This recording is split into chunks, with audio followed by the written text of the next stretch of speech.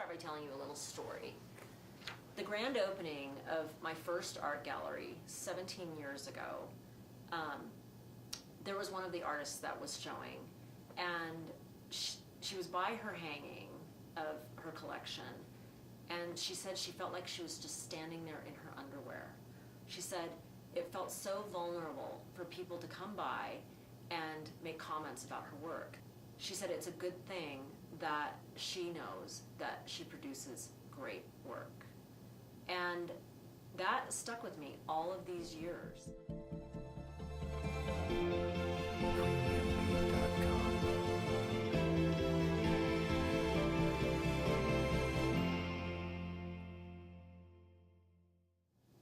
Hi, thanks for being here today.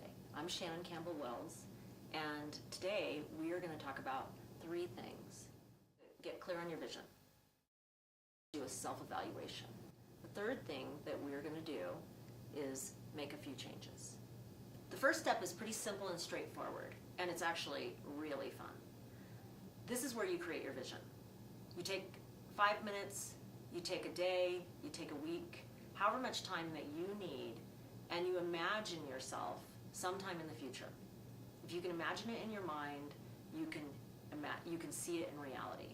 All creation starts in your mind. So you consider yourself in the future and think about every possible detail of how you would like to see your life as an artist. We're going to do a self-evaluation of 3 areas, with the first being your environment. And by your environment, I'm specifically talking about the space that you create your artwork in. Is this your studio, or is this a spare bedroom? How that's working for you. Is this a space on your own? Does it bring out the best in you?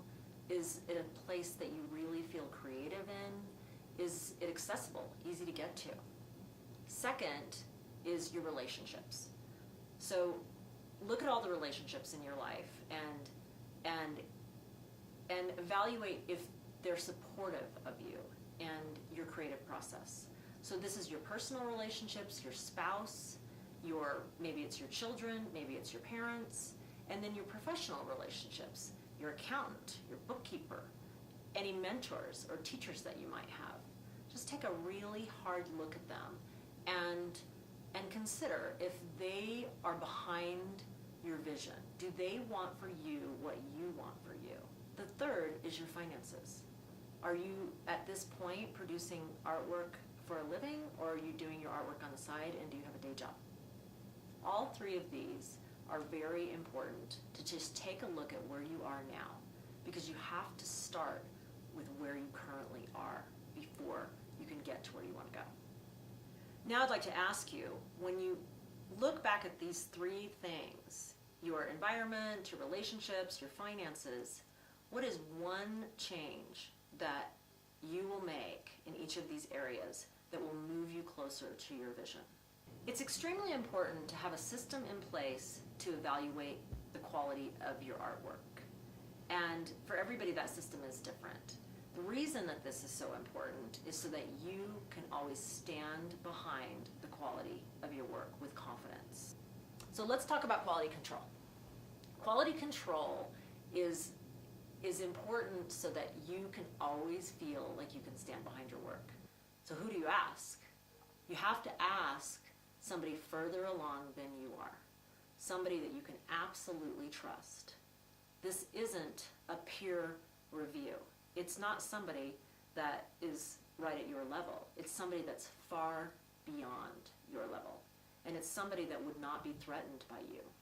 This could be a gallery owner, this could be a museum curator, this could be a very successful, well-established artist that wants the best for you, that would not be threatened by you becoming successful. You want to put a lot of thought into this, and you want to seek these people out, and you want to develop relationships with these people and have a mentor. It might be an art teacher, a professor at a university. It might be somebody you already know and have in your life. So now you've got your vision, you've done an inventory, you've made changes, you've got a system in place to evaluate your artwork. You are ready. I'll see you next time. Thanks for joining.